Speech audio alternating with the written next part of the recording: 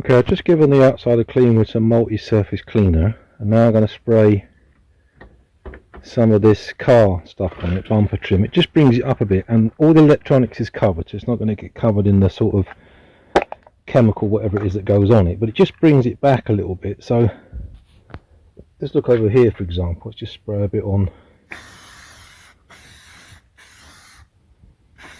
See, it goes all shiny between the new and the old.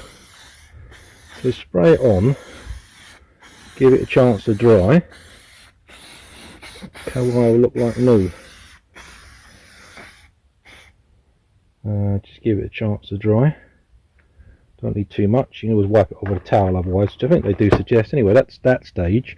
I got some new batteries. I'm going to put the battery in a little while.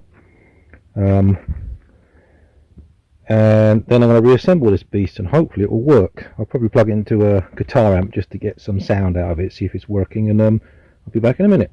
Okay, so I just put it back enough in order. There's a few screws underneath this panel here which I put back together. So at the moment it says single, so I push the right button, it comes up to say right. I push the recall, it says recall. I push the edit, it says edit. Multi goes to multi, single goes to single, C goes to IC, D goes to ID, B goes to IB, A goes to that. Let's push the single again. Oh no, there isn't the little wire ones on there, is there? It's only on the K1. Now push the drum, goes to drum. I push the effect, it goes to effect. I push the system. Now here I haven't quite put all the things there. It's system, previous, max, yes, 1, 9, 2, 10, 3, 11, 4, 12, yep, 5, 13, so that's 6, 14, 7, 15, 8. Yeah, so they're all working. The buttons are working beautifully. Maybe put it onto an edit button. Yeah, the volume's still working. That's still the edit. The value is still working. Yeah, I can't tell the volume at the minute. Okay, that's good. So now I can put the rest of the screws in and start reassembling the next bit. So let me unpower it a second. Basically,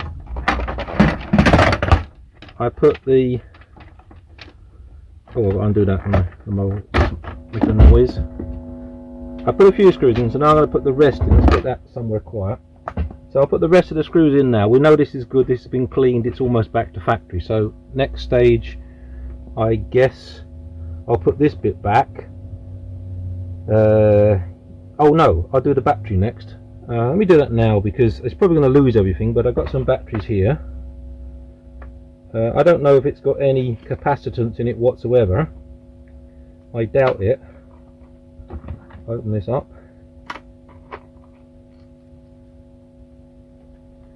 So it looks like it's got to go in.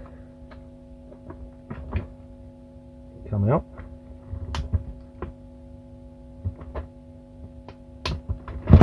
Wow, that battery seriously doesn't want to come out of there. Oh, because there's a bit of plastic inside it, that's why.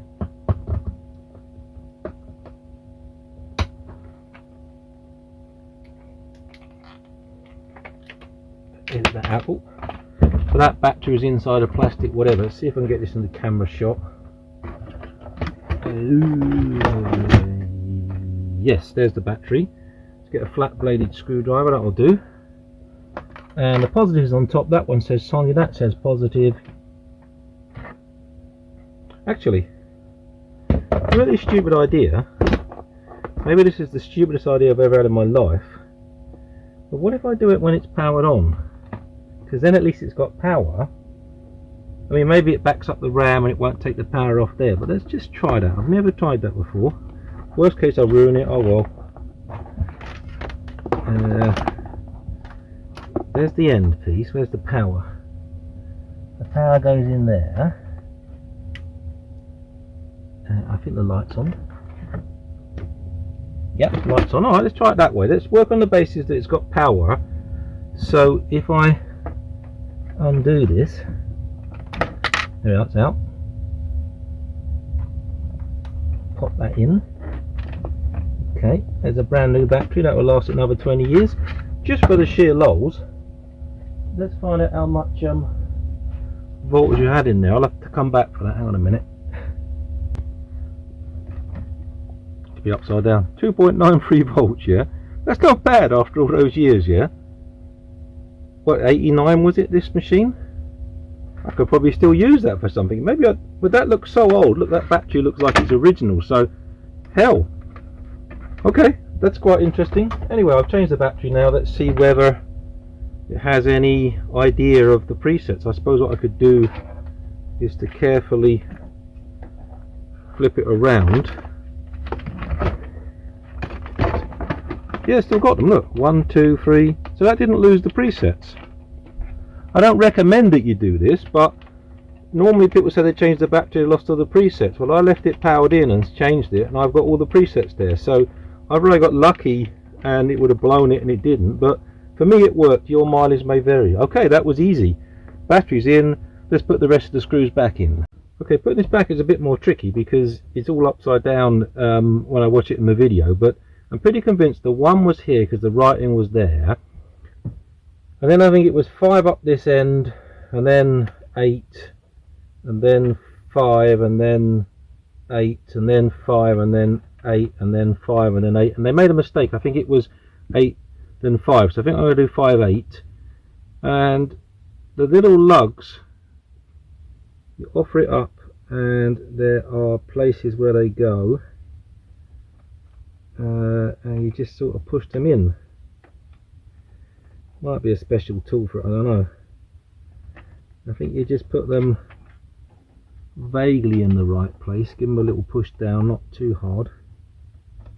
Oh yeah, when you push them there's like a, yeah, that's it. It suddenly feels very positive. It's like it just slips in. That's it. I put a 5 in, so they go like that. In and in, offer it up. So what I think I'll do is I'll get them basically in, and then I'll carefully flip it over and try and get the other bits in. Then I want to be able to test this in situ without having everything in yet. You know, I want to be able to wire in the keyboard and make certain they do something, because there's really no point in, oops, putting the keybed back. Let's do this differently. Put them down here. Damn. Found them. Yeah, so this is the 8. Drop that in, that's in, good.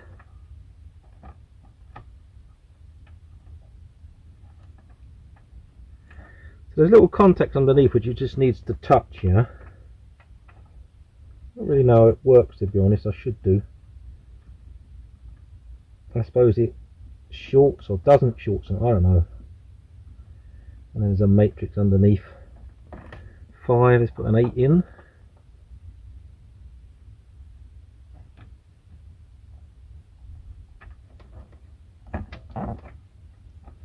So there seems to be some patterns that are like opposite each other, and then others that are not. I tend to put the ones that are opposite each other.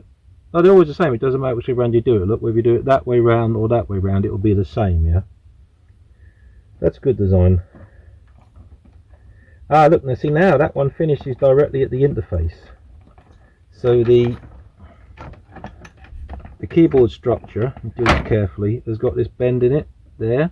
So you see that finishes the interface, and maybe I would have done that before, but I would have had it 8.5 rather than 5.8, and I think I like the consistency. That needs to go in there. Go on. That's it. 5.8, so we want an 8 there.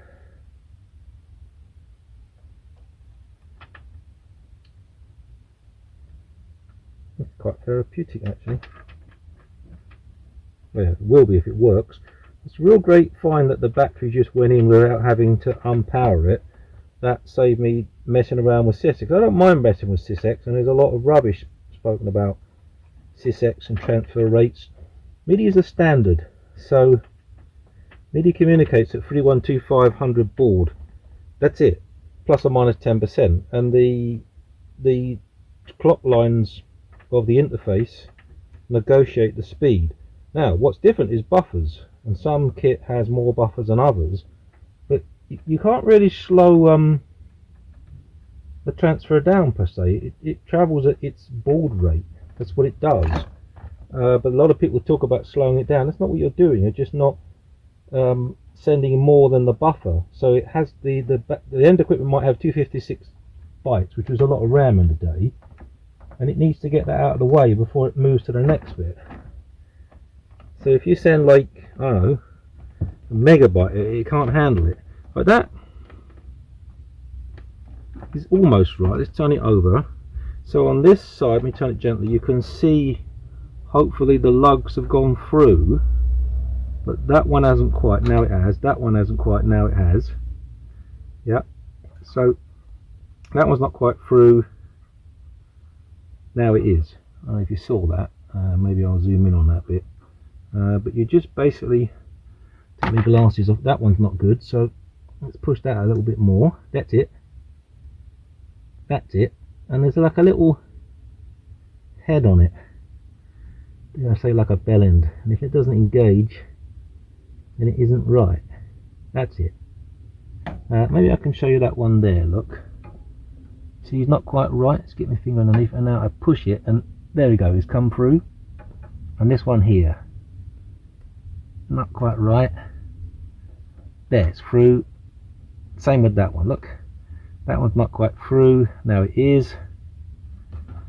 I got that end better. So that looks pretty good. That looks pretty clean. So now what I think I'll go and do, they all look good. I'm going to get the keyboard wired in and see whether the switches work now, yeah? Because hopefully they do. And then we're all on the right track, and then we've got to work out to put this keyboard back, which might be harder than it says. If it don't work, it turns into a rack mount. Okay, I'll be back. Okay, so when it comes to reassembling the keyboard, there's one hole either side. Put it in view. No.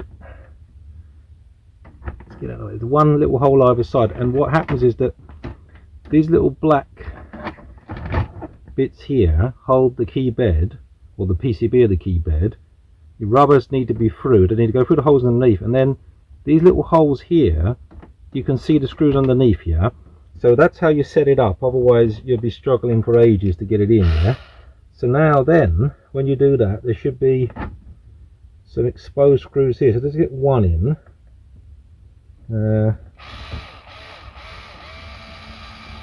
That's it. And then I get another one this end, and then I can test the keyboard. So there's one, and when you look through, there's like a hole where the screws go, and you'll be able to see the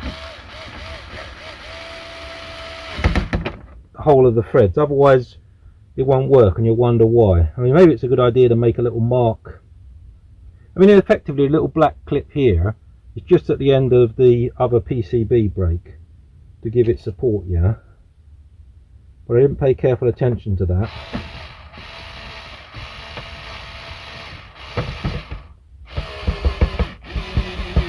That's it. Get one in this end. No, we need to move a little bit. Let's take that one out actually. Yeah, get this one in here.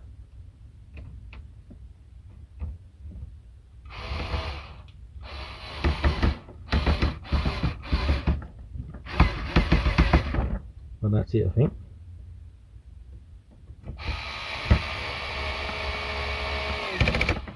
Right, I think that's good there. So now when we flip it over, yeah, they're all sticking up. That's nice. So now what I'll do is I'll wire it, I'll power it on, see if we've got any sound.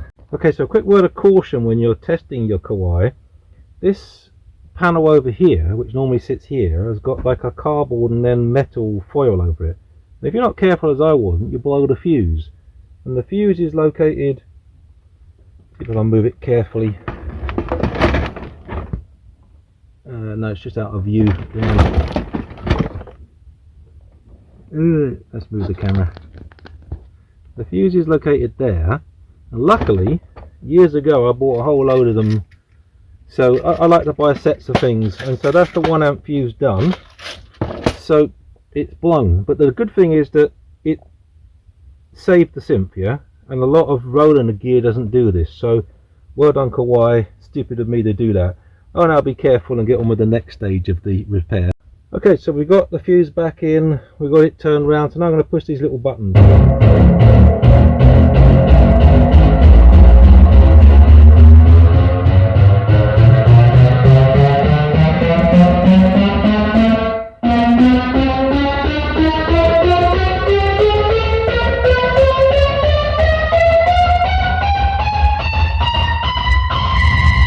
Okay, that works, that's good. So now I've got to work out to put this bloody keyboard back together, but at least I haven't blown the fuse, and I could turn it down I suppose. Yeah, that proves the volume works. Okay, that works, so now it's time to power it down and get on with working out how the keys go back together. There were numbers on the back. I must admit I didn't fully write it down, but I should be able to work it out. It's just a code. All I know is there was a fat C at this end, and then a C and an F key, and an E and a F. Is it C and F? I thought it said C and F and E and so. Anyway, I'll work it out, and the black ones are the same. Oh no, the black ones have numbers. Once I got it out, I'll write a diagram up, and we'll get on with it. But at least we got something working. This is cool. Okay. Okay, I grouped the keys. These have got the CF written on them. These are the BE. These ones are kind of symmetric in terms of the overhang. Here they're bigger on the left than on the right, and here they're bigger on the right than on the left. So somehow I've got to work out to make a keyboard out of that. We got two constraints. With these do two positions, and there's only what 8 white keys in an octave altogether. Oh, and this one is the special one at the end, the fat one that goes in here. So we know that one. Now we've got to work out the black ones. Let's go with the black ones, see how they're numbered. So we've got 1 8. These are 7s. We've got 1 2 3 4 7s. We've got 1 2 3 4 5 6 7 6s. 1 2 3 4 5 5s. 3 4s. 1 2 3 4 5 2s. We've got 1 2 3 4 5 6 7 8 9 10 CFs. That's good because it's a 5 octave. We've got 1 2 3 4 5 6 7 8 9 10 BEs. That's good because it's a 5 octave. We've got 1 2 3 4 5 of the middle ones. 1 2 3 4 of the bigger lefts, and 1 2 3 4 5. Oh no, that's in the wrong place, isn't it? Idiot. 1 2 3 4 5 of the bigger lefts. 1 2 3 4 5 of them, and 1 special C. So the C is where I think we'll start, or it came back in the other order. I'll look back at my video and see if I got any clues as to what I did. Okay, so I found most of the bushing, but some of them went missing, yeah, or they were busted. So what I'm going to try is to use some heat shrink and a hairdryer. Should have a fourth one somewhere. I'm done with it. That'll do. Let's see if this will work. Hang on.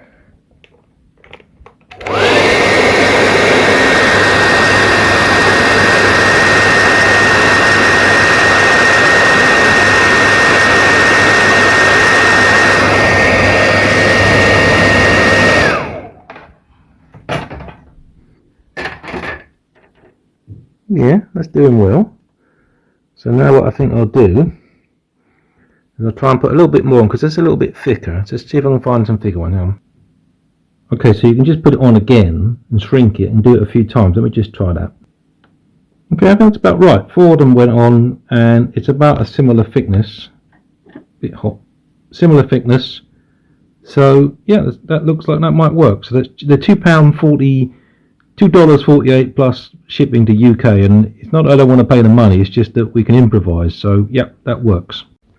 Okay, so with these black keys, it doesn't seem to make any difference, the numbers on the back, but we see where these are back further, that's where they go. And then I've worked out the sequence of the keys like that, but they just go to the back there. I got to fix one because one has got a lug missing from underneath. So I'll be able to fix that with a bit of hot glue or something. Okay, I'm going to carry on. The bits here, I just had to fill them down a bit. I put about 4 on, and I only need about 2 layers, and that was enough. Too much more than that. You see that one's got it underneath, and the key moves fine, yeah? And it doesn't do too much of that wiggle. So that's the trick, I think.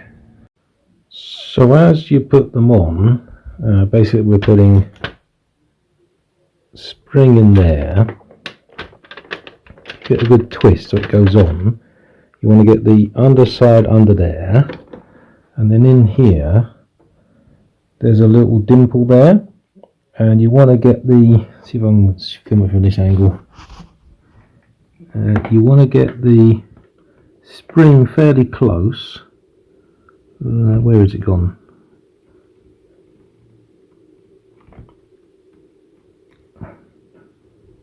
Yeah, you can see the dimple there, look, so you get it fairly close like that, but not quite touching the metal. Push it down, and then under and along, and then you check it, and you see it's much more solid than that one's a little bit loose, but it's much better than it ever was, yeah?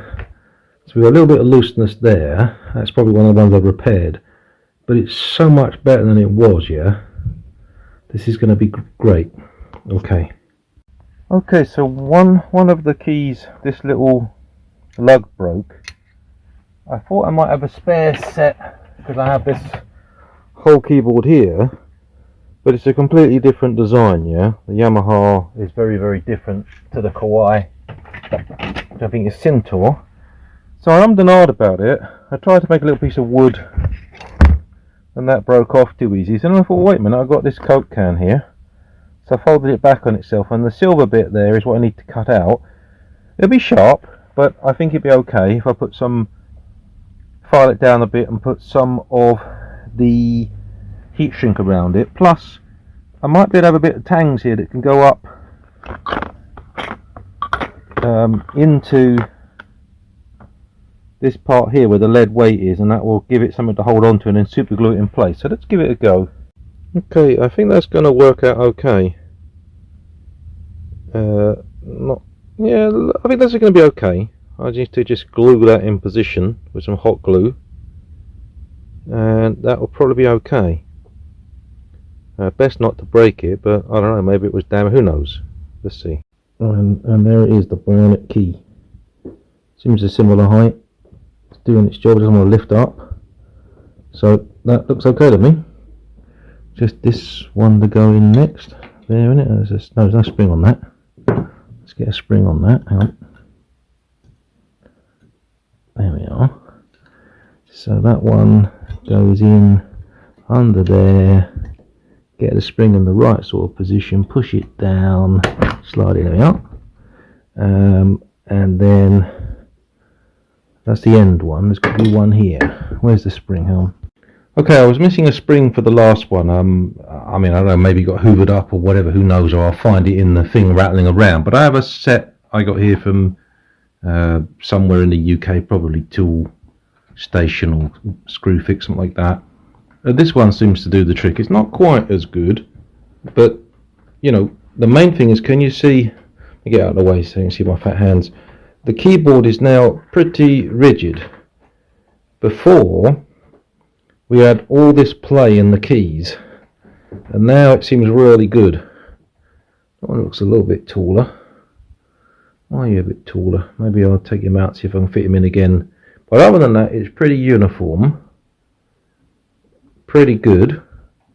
I'm quite happy with how it's turned out. Now it's a case of putting it back together and seeing if it makes any sounds again. Okay, that high key there, I just took it out and put it in again, and now you see it's much more uniform. So it looks to me as every so often the spring doesn't quite seat on that dimple, and if that's the case, then that's why your keys are a little bit higher. Like here, there's a slight whatever. Well, no, because I see what it is. It's that last one that isn't quite up to it because of the key press. Now, what I've got to make certain is that this isn't sounding all the time, but I don't see how it can be. I mean, if it's not pushing back enough, it will sound the rubber. Then I'll need to put a different spring in or whatever, but let's give it a go and see what it does. Okay, we're testing out the key, and I don't know if you can see, I had to cut a little bit of metal away because it wasn't, you see, it wasn't quite releasing. So when you pushed it, it wouldn't release yet, but now it seems to be okay. So now it's time to screw it all back up again and see what happens. Okay, so just a quick test of the keyboard. It feels great. The keys are really tight now. That one's a bit loose down there, but There's not a lot I can do about that, but I mean,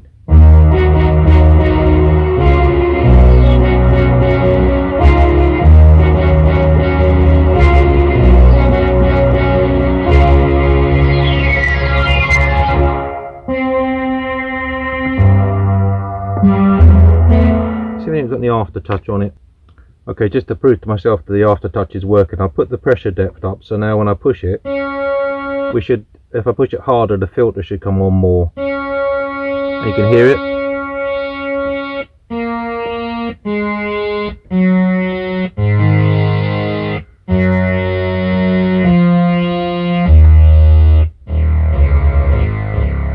Okay, I think that's it. I mean, maybe the only thing to do is to just quickly go over what it looks like, but I think that's about it. Okay, there's the final picture. It looks alright. It's come back to life. Keyboard is just lovely now. You see how rigid it is? It really doesn't move. Maybe the odd key, but before it was almost every other key was crap here. So the summary recap, it was the bushes underneath here. I had to, one of the keys was broken. I had to make my own. Made it out of Coke tin, funnily enough, or Pepsi tin. So that had to be made to hold that down, and you saw I had to cut it a little bit shorter. Watch the fuse, it keeps blowing a lot. I'm not playing it through a proper keyboard amp, it's going through a guitar amp, that's why it sounds a bit weird.